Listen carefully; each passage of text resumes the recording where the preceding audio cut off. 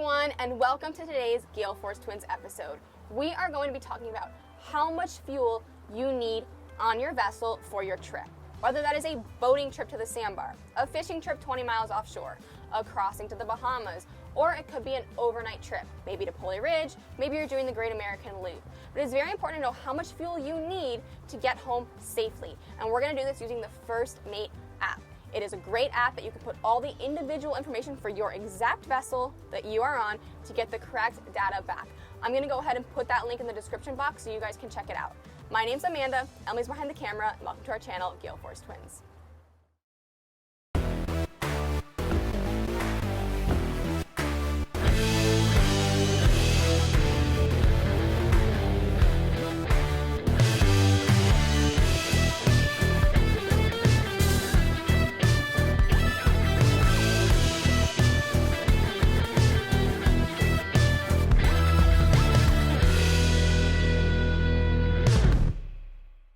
This video is brought to you by the First Mate app, available for iPhone and Android users. We are going to dive right into this and teach you guys how to use the First Mate app.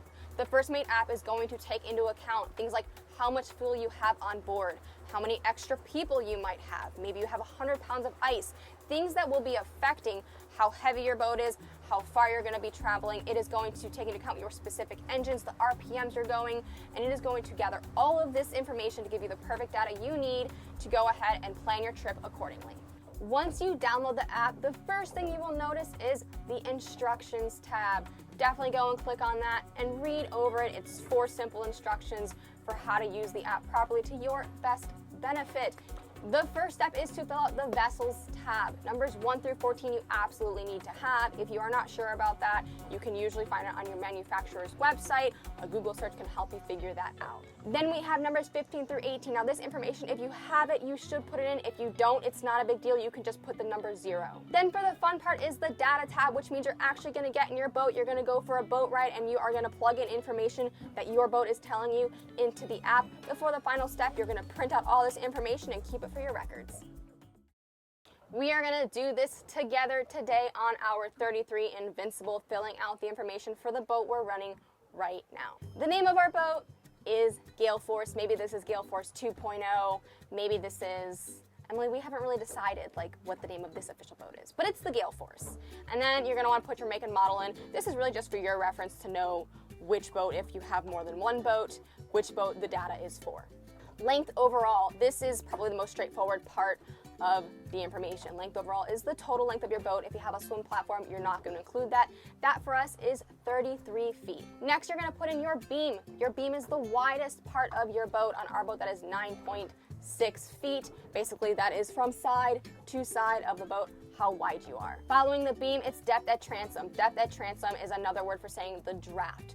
The draft of your boat, of our boat, is 14 inches, so that's 1.2 feet. Draft is going to vary a lot from boat to boat. Some boats it's 14 inches, some boats it's 2 feet. That's just going to depend on the size of your boat, the type of your boat. If you have a sailboat, you're going to have a much larger draft than if you're a center console or a flats boat. The dead rise angle. The dead rise angle is something that is also going to vary a lot from boat to boat. It is very common for fishing boats, center console boats to be right around 22 degrees, which is what we're at today, but a flats boat will have a much smaller dead rise angle compared to a center console or a sailboat. Number 5, the light ship. Light ship is going to be basically the dry weight of your vessel, how heavy your vessel is with nothing in it. So it's on the rack, it's in storage, it's dry, it's empty. That information you can get from manufacturer. Total fuel capacity. Our total fuel capacity today is 295 gallons. We are going to input that number, and we are a gasoline vessel as opposed to diesel. So you're just going to need to know gasoline, diesel, how much fuel can your boat hold. How big is your water tank? Ours is 20 gallons. You'll definitely input that. And then you're also going to need to input your sewage tank if you have one on board. If you don't, that's going to be 0. For us, that is 0. The next step is engines. How much horsepower is each engine? Ours is 300. Is it 2-stroke or 4-stroke? You're going to select that for your vessel. And then you're going to put how many engines you have. That is going to wrap up steps 1 through 14, the data that you absolutely need to have. After that, if you know the information for the rest of the data it's asking for, you can go ahead and put it in, but if you don't, just go ahead and put 0. Now, for the fun part, we are going to go for a boat ride and fill out our data tab. So the first thing to do is find out how fast we travel in miles per hour at 600 RPM. For us, 600 RPM is exactly in gear. So we are just in gear, we're at 600 RPM. I'm gonna go ahead and insert 3.8 miles per hour in that gray box where the red number is. 1,000 RPM, 5.9 miles per hour. 1,500 RPMs, 8.4 miles per hour. Perfect speed for some wahoo fishing, at least in our opinion. I'm gonna go ahead and finish this data going all the way up to 4,000 RPMs.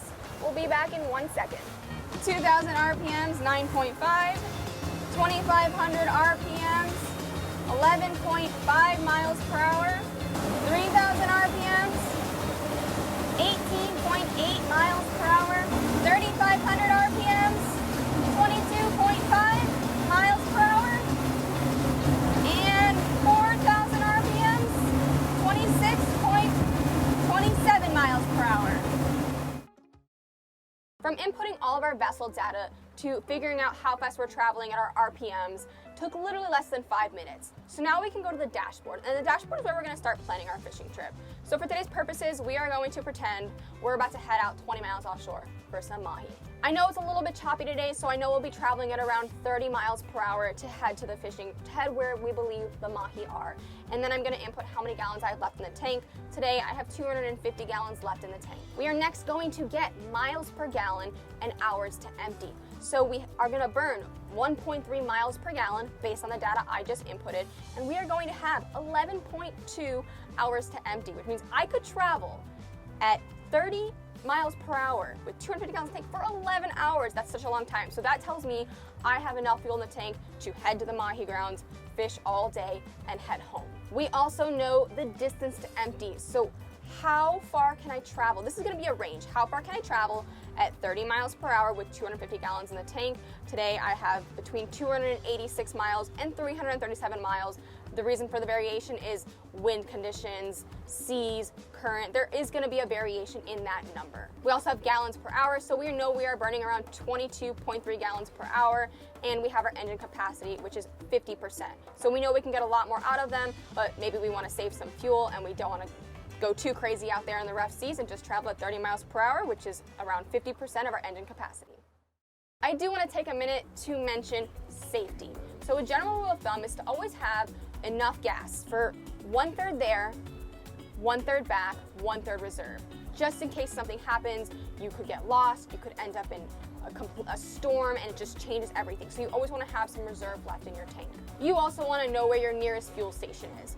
I would recommend knowing where a couple of them are near your marina or where you keep your boat, and then also knowing where a couple of them are where the destination is that you're going. So if you're going to a sandbar that's a little bit further away, have an idea in your head of where the nearest fuel station is for that new destination as well. Wrapping up, we're going to look at our tables tab. Now the tables tab is really there because every gauge is different. Some people's gauge will be in percentage, some people's will be in gallons, and this kind of just helps you look between the two. It also does have a very helpful chart on miles per hour and knots and converting the two of those as well. The last tab is departures. So this is where you're going to put in information if you're doing a long range trip. So maybe you have a fuel bladder on your boat because you're going to go fishing out at the oil rigs and you need to put in the weight of that fuel bladder. Or maybe you're heading to the Bahamas, which we like to do, and we load the boat with 100 pounds of ice before going to the Bahamas, so I will put in that extra weight. So basically by adding this information, you're just going to get more accurate data back. We hope you guys find this app as cool, unique, and as useful as we do. It is great for a wide variety of vessels. Maybe you're just heading out to the sandbar with family. Maybe your boat is old and your fuel gauges don't work. We've been there multiple times. Our Hughes currently has a fuel gauge that doesn't work. So having an app like this ready to go is incredibly helpful. And it is also great, even if you have a fuel management system on your boat, it is a great backup plan because electronics fail us all the time. Just like how we have our charts on our boat, it's always great to have some paper charts with you as well. I'm gonna go ahead and put that link in the description box if you do want to download the First Mate app. In the meantime, we want you to get out there, have fun, and stay safe.